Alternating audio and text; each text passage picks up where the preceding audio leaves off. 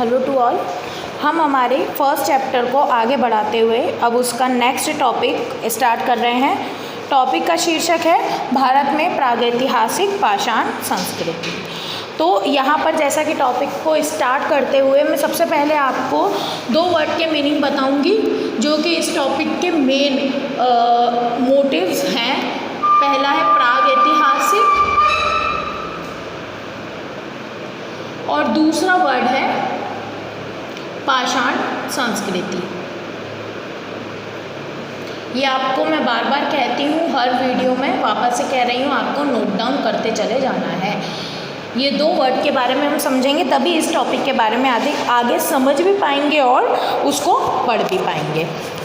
जैसे कि पहला वर्ड मैं कह रही हूँ प्रागैतिहासिक। तो यहाँ प्रागैतिहासिक क्या मतलब है, आपकी बुक में भी जैसा दिया है आप समझेंगे। विद्वानों ने अतीत में मानव द्वारा किए गए कार्यकलापों को दो भागों में बांटा है। जब से मानव ने पढ़ना लिखना सीखा तब से वर्तमान तक के क्रियाकलापों को इतिहास में सम्मिलित किया है। इससे पूर्व के मानव के इतिहास को और उनके क्रियाकलापों को प्राक इतिहास के अंतर्गत रखा गया है। यानी मानव ने जब से जन्म लिया और उसके इतिहास को हमने जब लिखा तो उसके जन्म से लेकर अभी तक के इतिहास को हमने दो भागों में बांटा। एक तो वो भाग जब मानव को पढ़ना लिखना नहीं आता था और एक वो भाग जब उसने पढ़ना लिखना सीख लिया। जब उसने पढ़ना लिखना सीखा उससे लेकर के अब तक का इतिहास का एक भाग, और उससे पहले जब उसे पढ़ना लिखना नहीं आता था वो वाला जो भाग है वो प्राक इतिहास के नाम से जाना जाता है। यानी इसका अगर आप अर्थ लिखेंगे तो लिखेंगे मानवीय इतिहास का वह भाग जब मानव को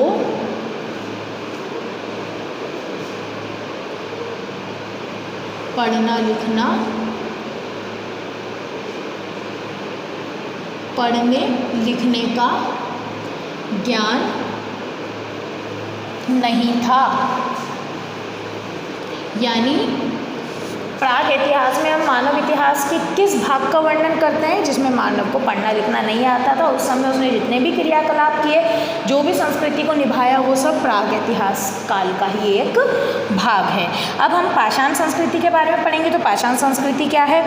भारत में गत शताब्दी में उत्खनन के द्वारा विद्वानों ने ऐसे स्थल ढूंढ निकाले हैं जहाँ पर प्रारंभिक काल में मानव का निवास था। उत्खनन में उनके द्वारा प्रयोग में ली गई सामग्री, औजार, बर्तन, जानवरों की अस्थियाँ प्राप्त हुई हैं। ये हम जानते हैं। प्रारंभिक मानव के अधिकांश उपकरण पत्थर के बने हुए थे। यहाँ आप ये समझ लें कि प्रारंभ में मानव ने जब सामाजिक जीवन जीना प्रारंभ किया, वो आदि मानव से सामाजिक मानव की श्रेणी में आया, तो उसने जिन भी औजारों का यूज़ किया, खाना खाने के लिए, खाना बनाने के लिए, जानवरों को मारने के लिए, उन्हें काटने के लिए, जिस भी काम के लिए हथियारों के रूप में जो भी औजार बनाए, प्रारंभ में अधिकतर औजार पत्थरों के बने हुए थे। और पत्थर को हम क्या बोलते हैं? पाषाण बोलते हैं।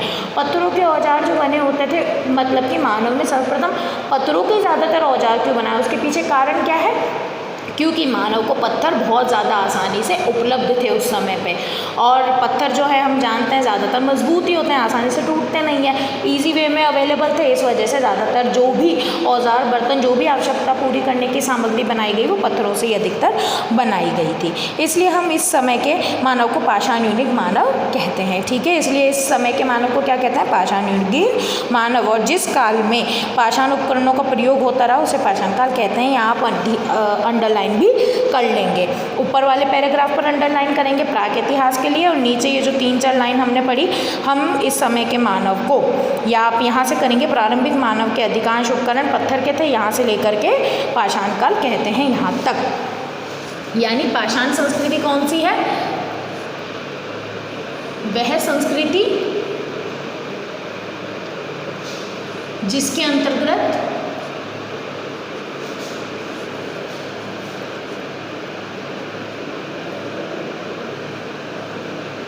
मानव द्वारा औजार व बर्तन आदि बनाने के लिए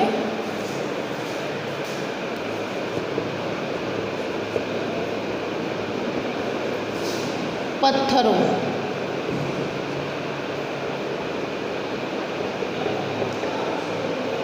का उपयोग का उपयोग किया जाता था। ठीक है, यानी जिस समय मानव के औजार और बर्तन अधिकतर पत्थरों के ही होते थे वो पाषाण काल कहलाया, और इस समय का मानव क्या कहलाया? पाषाणकालीन मानव। अब हम आगे इस टॉपिक को कंटिन्यू करेंगे जब हम इन दो बातों को समझ गए हैं। इतिहासकारों के अनुसार मानव ने लंबे समय तक इन पाषाण उपकरणों का प्रयोग किया। भारत में शिवालिक पहाड़ियों में 20 लाख वर्ष पुराने पाषाण उपकरण मिले हैं। इधर आप अंडरलाइन कर लोगे। प्रारंभ में ये उपकरण की वजह सामान्य पत्थर से प्रतीत होते थे, धीरे धीरे इनमें विकास हुआ। प्राप्त पाषाण उपकरणों के आधार पर पाषाण युग को 3 भागों में बांटा गया है। और हम पाषाण संस्कृति के बाद में क्या चीज़ पढ़ने जा रहे हैं? पाषाण युग। पाषाण युग कौन सा है? वही पाषाण संस्कृति और पाषाण युग एक ही बात है। वह युग जिसके अंतर्गत मानव द्वारा औजारों और बर्तनों का निर्माण पत्थरों द्वारा ही किया गया, वह पाषाण युग कहलाता है। पाषाण युग को हम मुख्यतः 3 भागों में बांटते हैं। देखो यहाँ पर हमने पढ़ा कि जब मानव पत्थरों से औजार बनाने लगा था, बर्तन बनाने लगा था, तो इस तरीके के औजारों के अवशेष हमें कहाँ से प्राप्त हुए हैं? ज़्यादातर अवशेष हमें शिवालिक पहाड़ियों से प्राप्त हुए हैं, जो कि 20 लाख वर्ष पुराने माने गए हैं। ऐसा माना जाता है कि वो जो बर्तन मिले थे, जो औजार मिले थे, वो पहले तो ऐसे लगे जैसे कि पत्थर ही हैं, पर धीरे धीरे जब मानव स्टार्टिंग में पत्थरों से कोई औजार बनाने लगा, उसे ज़्यादा काटना छीलना नहीं आता था, तो पत्थरों को थोड़ा बहुत शेप दे करके आड़े टेढ़े नुकीले पत्थरों का उपयोग एक औजार के रूप में कर लेता था। पर धीरे धीरे वो उन्हें शेप देने लगा, वो आगे चलकर और नुकीले, कंटीले, छोटे बड़े अलग अलग आकारों में होने लगे।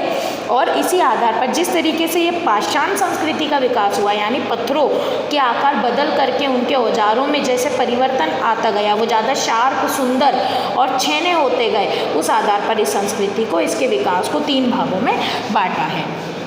पहला भाग जो है इसका वो हम देखेंगे, वो बताया गया है पूरा पाषाण काल।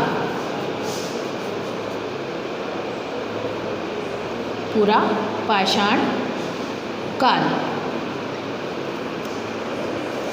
पूरा पाषाण काल क्या है? पूरा पाषाण काल के उपकरण 20 लाख वर्ष पूर्व मानव के प्रथम बनाए हुए माने जाते हैं, जो आकार में बड़े और मोटे थे, सुगढ़ नहीं थे। इस काल को विद्वानों ने निम्न, मध्य और उच्च पूरा पाषाण कालों में विभाजित किया है। इसे भी 3 भागों में विभाजित किया गया है। निम्न, मध्य और उच्च, इस तरीके से पूरा पाषाण काल को 3 भागों में बांटा गया है। पूरा पाषाण काल क्या है? जब मानव ने पत्थरों से औजार बर्तन बनाना चालू ही किया था, तब मैंने जैसे आपको शुरू में ही बताया कि उनका आकार सुगढ़ नहीं था, भौंटे थे, मोटे थे आकार में और नुकीले नहीं थे। तो उस टाइप के औजारों में भी कुछ कुछ विभिन्नताएं थी, जिनके आधार पर इस काल को 3 भागों में बांटा है हमने।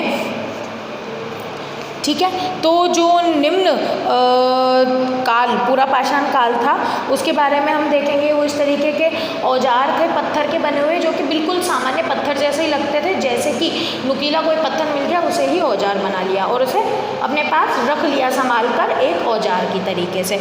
उस तरीके के ही औजार कई लोगों के पास पाए गए। वैसे ही नुकीले पत्थर और भी रहने वालों ने इकट्ठे कर लिए, तो वो एक औजार का रूप बन गया, जिसमें बिल्कुल पत्थरों का आकार बहुत ज़्यादा मोटा था। मध्य में यानी इस तरीके के नुकीले पत्थर उनके द्वारा खुद ही बनाए जाने लगे, पत्थरों को काट कर, पर उनका आकार अभी भी मोटा और छैने वो बिल्कुल भी नहीं थे। और उच्च यानी कि अब उनका शेप बदलने लगा और एक औजार की तरह नज़र आने लगे, बट फिर भी उनका आकार अभी भी मोटा और मोटा ही था। उसके बाद हम नेक्स्ट पढ़ेंगे मध्य युग के पत्थर, है ना। मध्य युग में जो पत्थर थे उनका आकार छोटा होता गया। पूरा पाषाण में सबसे ज़्यादा मोटे और बड़े आकार के थे, अब उनका आकार छोटा होने लगा। लघु आकार के कारण इन्हें सूक्ष्म पाषाण उपकरण कहते थे। दूसरा वाला जो इसका भाग है अपन पढ़ रहे हैं वो है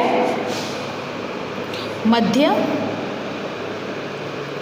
पाषाण काल। ठीक है, इस समय के जो पत्थर थे, इधर आप अंडरलाइन भी कर लो, क्योंकि उनके आकार छोटे थे, इसलिए वो किस नाम से भी जाने जाते हैं? सूक्ष्म पाषाण उपकरण के नाम से भी जाने जाते हैं। इसके आगे ही आप अंडरलाइन कर लोगे गुजरात, राजस्थान, उत्तर प्रदेश, मध्य प्रदेश, उड़ीसा, केरल के भी वहाँ पर भी काफ़ी सारे ऐसे उपकरण हमें प्राप्त हुए हैं जो कि 12,000 वर्ष पूर्व तक के माने जाते हैं।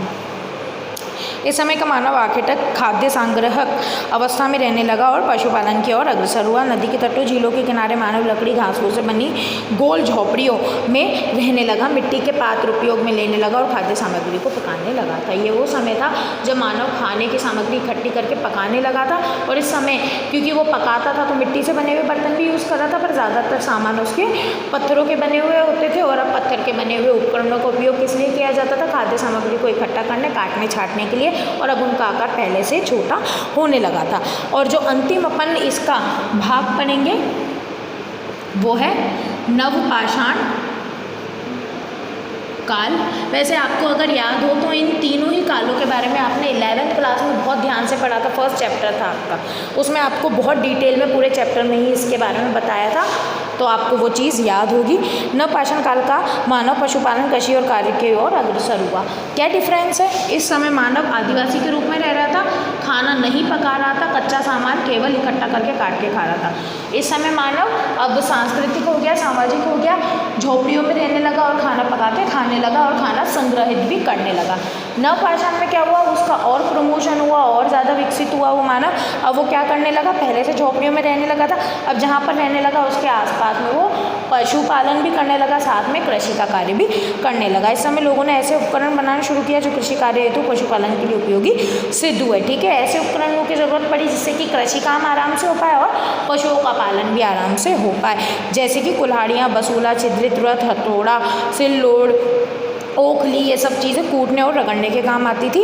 और बोसाल्ट जैसे कठोर पत्थर, ये पत्थर की एक किस्म है बोसाल्ट, जो कि आसानी से नहीं टूटता है, उससे इस तरीके के औजार और बर्तन बनाए जाते थे जिसे घिस करके चिकना कर दिया जाता था। कृषि कार्य ने धीरे धीरे मानव को जगह पर टिक कर रहना और बसना सिखा दिया, क्योंकि जहाँ कृषि करते थे वहाँ उन्हें फसल मिलती थी, वो वहीं पर रहना स्टार्ट कर दिया। पहले मानव घूमता रहता था, घूमंतू प्रकार का था, पर जब से कृषि कार्य करने लगा तो एक जगह फिक्स होकर के रहने लग गया था।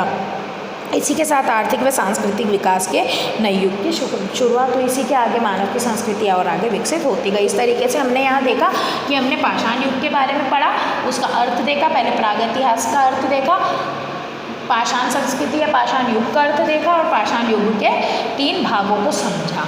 अब हम जो टॉपिक पढ़ने जा रहे हैं वो प्रागैतिहासिक शैल कला है। अब यहाँ मैं ये रफ कर रही हूँ, आप लोगों ने नोट कर ही लिया होगा।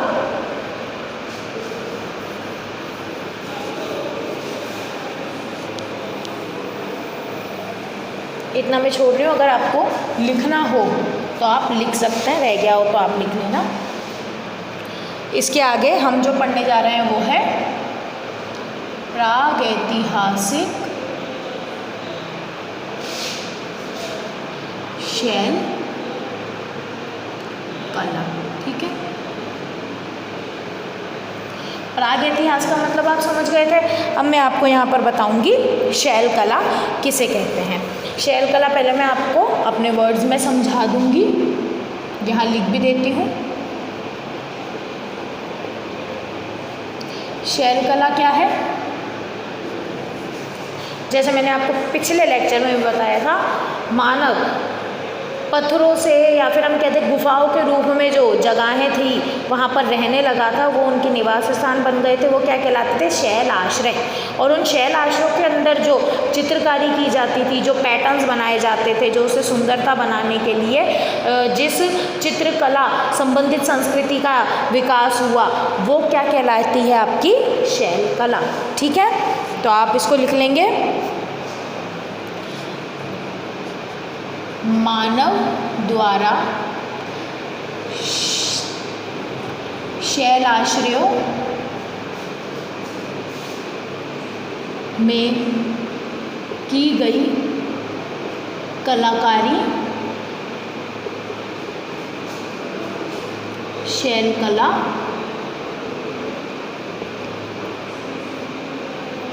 कहलाती है। ठीक है, समझ में आ गई बात। अब हम पढ़ेंगे प्रागैतिहासिक कालीन शैल कला के बारे में। आदि काल में मानव प्रारंभ में पर्वतीय और नदियाँ घाटी क्षेत्र में गुफाओं चट्टानों में बने प्राकृतिक आश्रय स्थलों में, जिन्हें शैलाश्रय कहा जाता है, उनमें निवास करता था।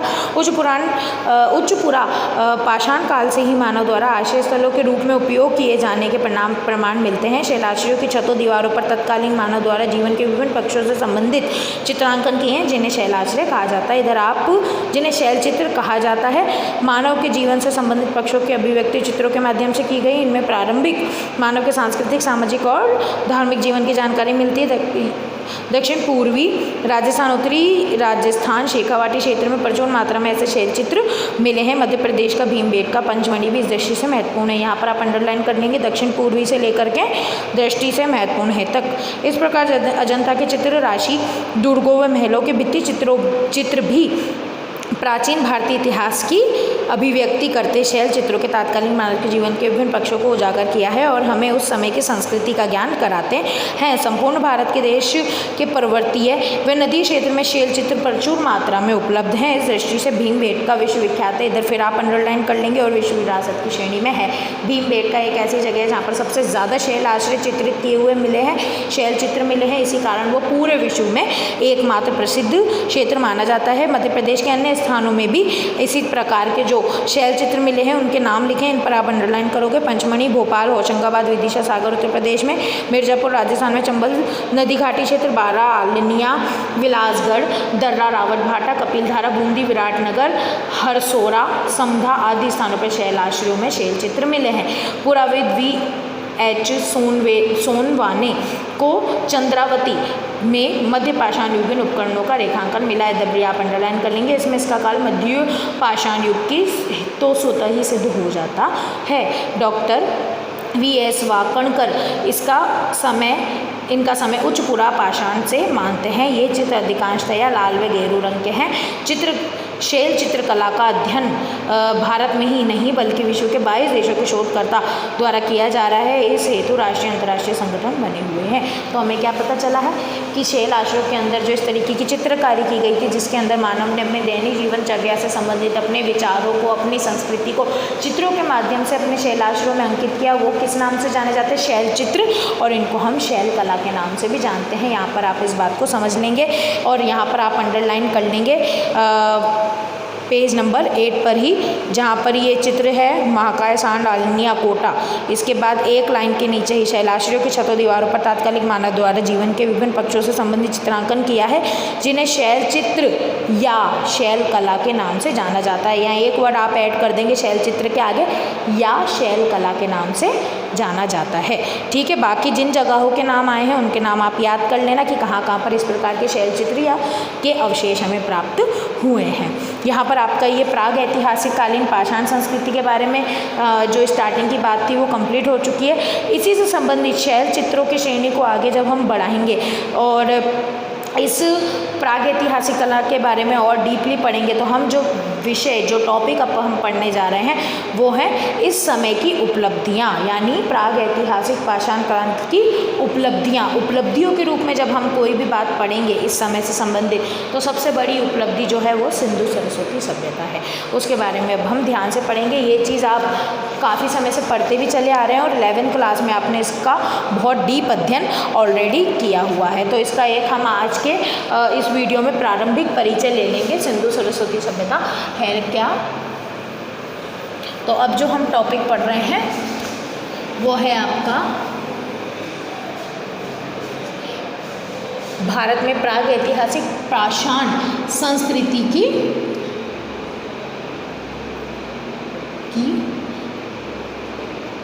उपलब्धियाँ। ठीक है, इस समय की क्या क्या उपलब्धियाँ रही हैं उसके बारे में पढ़ेंगे। और जब भी हम प्राग ऐतिहासिक पाषाण संस्कृति की उपलब्धियों के बारे में बात करते हैं तो किसकी चर्चा करेंगे हम यहाँ पर? सिंधु सरस्वती सभ्यता।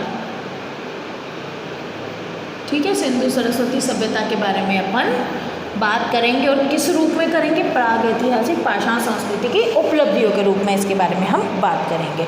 सबसे पहले हम जो चीज़ पढ़ रहे हैं और अगर सिंधु सरस्वती सभ्यता के बारे में कोई प्रश्न आएगा तो भी इसी तरीके से हमें आंसर करना है, इसकी उपलब्धियाँ पूछें तो भी यही चीज़ें हमें बतानी है। तो सबसे पहले हम इससे रिलेटेड जो चीज़ पढ़ रहे हैं वो क्या पढ़ रहे हैं, सिंधु सरस्वती सभ्यता का परिचय,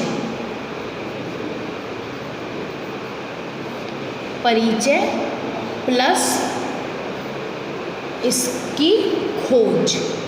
ठीक है, दो बातें इसके अंदर हम पढ़ रहे हैं। 1856 में लाहौर से कराची रेलवे लाइन हेतु पटरियां बिछाने का कार्य चल रहा था। लाइन पर रोड़ियां बनाने के लिए पत्थर की कमी को देखते हुए पास के टीले से ईंटें निकाल कर बिछाने लगे, लेकिन उन्हें पता नहीं था कि वे विश्व की महान सभ्यता से संबंधित पूरा स्थल हड़प्पा के भग्नावशेष निकाल रहे हैं। बटन बंधुओं द्वारा, अंडरलाइन कर लो आप यहीं पर, बटन बंधुओं द्वारा 1856 में हड़प्पा स्थल की सूचना सरकार को दी गई। 1861 में कनिंगम के निर्देशानुसार भारतीय पुरातात्विक सर्वेक्षण विभाग की स्थापना की गई। इधर आप अंडरलाइन करते चलेंगे। 1904 में जॉन मार्शल को इस विभाग का निदेशाध्यक्ष बनाया गया। 1921 में दयाराम साहनी हड़प्पा सभ्यता का ने उत्खनन किया। 1922 में राखलदास बनर्जी ने मोहनजोदड़ो का पता लगाया। हड़प्पा की खोज सबसे पहले हुई, इसलिए इसे हड़प्पा सभ्यता का नाम दिया गया है। इधर तक आप अंडरलाइन करेंगे। इस सभ्यता बस यहीं तक करना है। इस सभ्यता के प्रारंभिक स्थल सिंधु नदी के आसपास थे, ये भी आप अंडरलाइन कर लें। अतः इसे प्रारंभ में सिंधु घाटी सभ्यता का नाम से जाना जाता था। तो आपको क्या बताया है, कराची रेलवे स्टेशन के आसपास में जब पटरियाँ बिछाई जा रही थी तो वहाँ पर ईंटों की कमी हो गई। किस सन में, 1856 में। ईंटों की और प्राप्ति के लिए जब पास में कोई टीला खोदा गया, उसके अंदर ईंट मिल गई तो वो लोग खोदते गए, ईंटें निकलती गई। तो उधर जब ये खुदाई का काम चल रहा था तो ध्यान दिया गया, बर्टन बंधु जो थे, क्योंकि उस समय अंग्रेजों का ही शासन था हमारे यहाँ पर, वही दो भाइयों द्वारा इस काम को करवाया जा रहा था। क्योंकि रेलवे का निर्माण भारत में किसने करवाया, अंग्रेजों ने करवाया। तो बर्टन बंधुओं द्वारा ये देखा गया कि ये ईंटें निकलती चली जा रही है, निकलती चली जा रही है, रुकी नहीं रही है। तो उसकी और खुदाई की तो अंदर से बहुत बड़ा एक ईंटों का भंडार निकला। तो उस पर और ज़्यादा रिसर्च की जाने लगी। इसी रिसर्च को आगे बढ़ाते हुए 1861 में कनिंगम के द्वारा पुरातत्व सर्वेक्षण विभाग की स्थापना की कि यहाँ पर कुछ ना कुछ ऐतिहासिक स्रोत है, इसका काम पुरातत्व सर्वेक्षण विभाग को सौंपा जाए। 1904 में जॉन मार्शल को इसका निदेशक बनाया। 1921-22 में राखलदास बनर्जी और दयाराम साहनी ने मिलकर के इसका उत्खनन किया। किसके अंडर, भारतीय पुरातत्व सर्वेक्षण विभाग के अंडर। और उन्हें सबसे पहले इस सभ्यता के जो अवशेष मिले वो किस जगह पर, किस सभ्यता और किस संस्कृति से संबंधित मिले, हड़प्पा संस्कृति से। इस वजह से इसे हड़प्पा सभ्यता के नाम से जाना जाता है। और ये इस संस्कृति और सभ्यता के अवशेष जिस जिस जगह के आसपास पाए गए वो जगह किस नदी के पास में थी, सिंधु नदी के पास में। इस वजह से सिंधु सरस्वती सभ्यता के नाम से भी जाना जाता है। लेकिन अब जो जानकारियाँ मिल रही हैं उसके अनुसार सभ्यता का महत्वपूर्ण सर्वाधिक भौगोलिक एवं सांस्कृतिक विस्तार पंजाब, हरियाणा, राजस्थान, गुजरात और लुप्त सरस्वती नदी के क्षेत्र में था। इसे सिंधु सरस्वती सभ्यता के नाम दिया जाना उपयुक्त होगा क्योंकि ज़्यादातर ये सिंधु सरस्वती के आसपास ही मिले हैं। विस्तार की दृष्टि से नवीनतम अनुमानों की जानकारी के अनुसार सिंधु सरस्वती सभ्यता के अब तक खोजे गए स्थलों में, इधर आप अंडरलाइन करेंगे अब कौन कौन से स्थल खोजे हैं, कितने खोजे हैं। लगभग 1917 स्थान भारत में है, 418 पाकिस्तान में और 2 अफगानिस्तान में है। इसका विस्तार, अब ये जो इसका विस्तार है इस पर भी आप अंडरलाइन भी करोगे, याद भी करोगे, इस पर क्वेश्चन बनता है। इसका विस्तार पश्चिम से पूर्वी तक 1600 किलोमीटर एवं उत्तर से दक्षिण तक 1400 किलोमीटर था।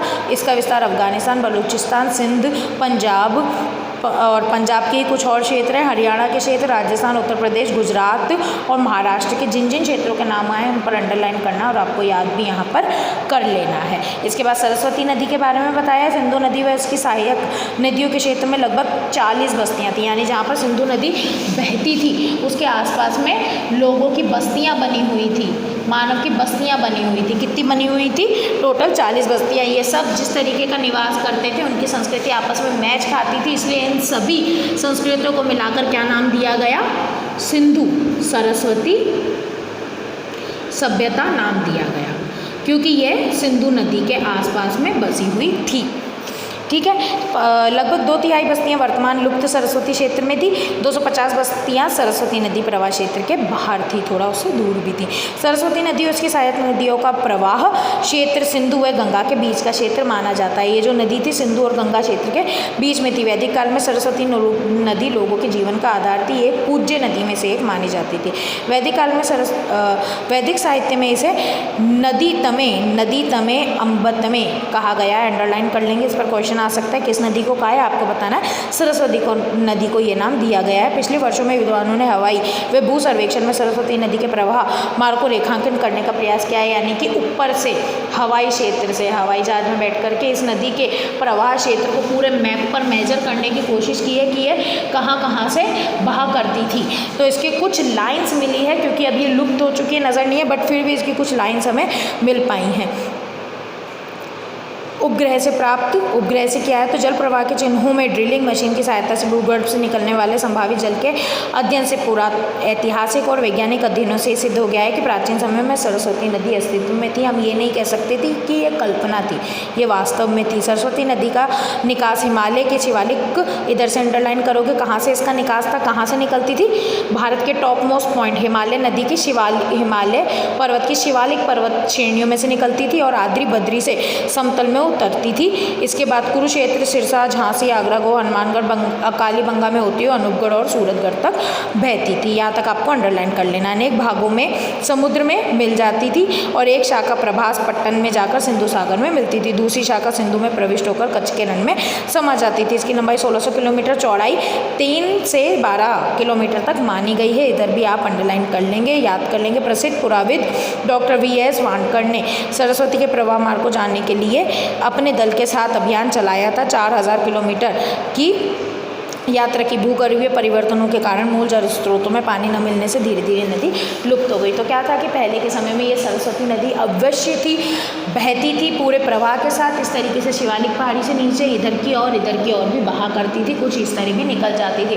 पर समय होने के साथ साथ हो सकते हैं हम ये कह सकते हैं बाढ़ आ गई तो पूरी नदी गायब हो गई, पूरे में पानी भर गया है, या भूकंप आ गया तो वो सभ्यता नीचे दब गई, या ये कहते हैं सूखा पड़ गया, इस वजह से नदी समाप्त हो गई, अब हमें नज़र नहीं आती है। पर फिर भी जब ऊपर से इसके कुछ पॉइंट्स खोजने की कोशिश की तो हमें इसकी पूरी लाइंस मिली है। इस आधार पर हम कह सकते हैं कि ये नदी अवश्य थी, कल्पना नहीं है। अब इसके आगे की जो सिंधु सरस्वती सभ्यता की विशेषता है, इसके जो नगर नियोजन है, स्थापत्य है, उसके बारे में हम अगले वीडियो में बात करेंगे। अब मैं जो आपको बता रही हूँ या आपने सब नोट, इधर तो कुछ ऐसा था नहीं नोट करने लायक, वैसे आपने बुक में टिक कर लिया होगा इससे संबंधित बात को।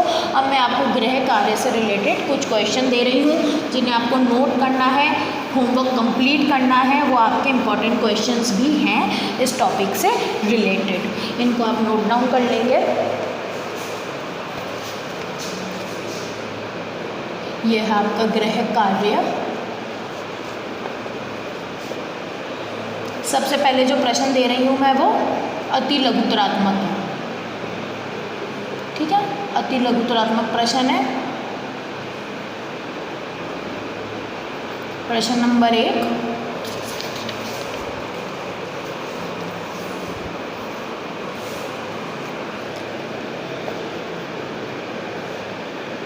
पाषाण काल से आप क्या समझते हैं, ठीक है। केवल 1 मार्क्स के अकॉर्डिंग आपको थोड़ा इसमें बताना है। उसके बाद आप बताएंगे शैल कला से क्या तात्पर्य है। नेक्स्ट क्वेश्चन है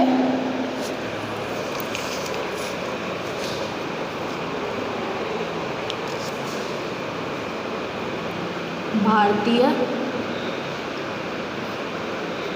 पुरातत्व सर्वेक्षण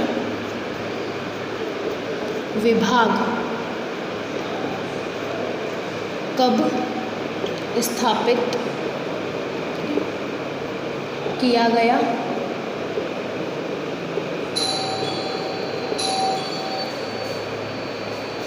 नेक्स्ट प्रश्न है सिंधु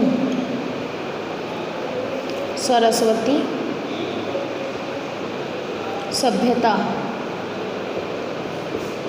की खोज सर्वप्रथम किसके द्वारा की गई?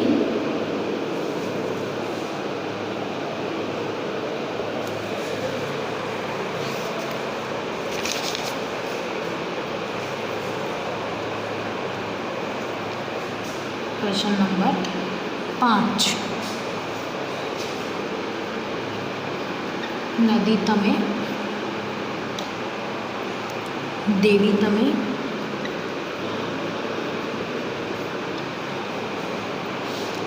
अम्बे तमे।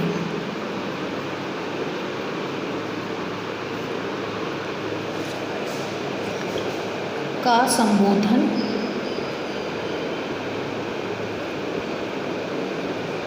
किसके लिए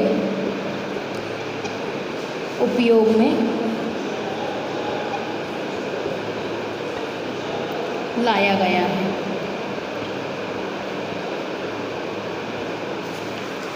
ये 5 आपके अति लघुत्तरात्मक प्रश्न है। अब मैं आपको लघुत्तरात्मक प्रश्न बता रही हूँ।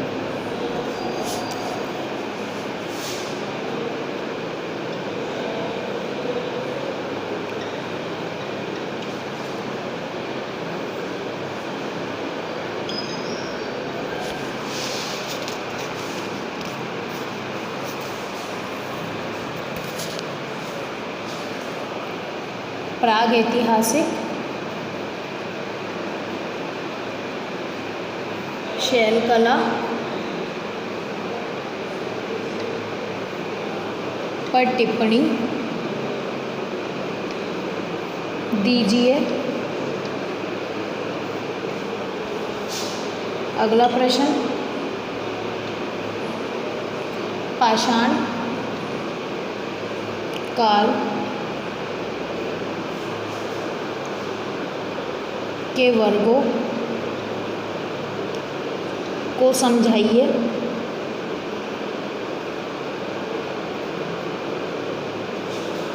अगला प्रश्न, सिंधु सरस्वती सभ्यता का नाम यह क्यों पड़ा? बताइए। ठीक है, इस तरीके से ये आपके 3 लघुत्तरात्मक और 5 अति लघुत्तरात्मक प्रश्न है। इन्हें आप लोगों को नोट डाउन कर लेना है, याद रखना है। ये आपके एग्जाम्स के अकॉर्डिंग भी बहुत इंपॉर्टेंट क्वेश्चन है। आज का वीडियो हम यहीं ख़त्म कर रहे हैं। आगे का जो चैप्टर है वो नेक्स्ट वीडियो में कंटिन्यू करेंगे। Thank you.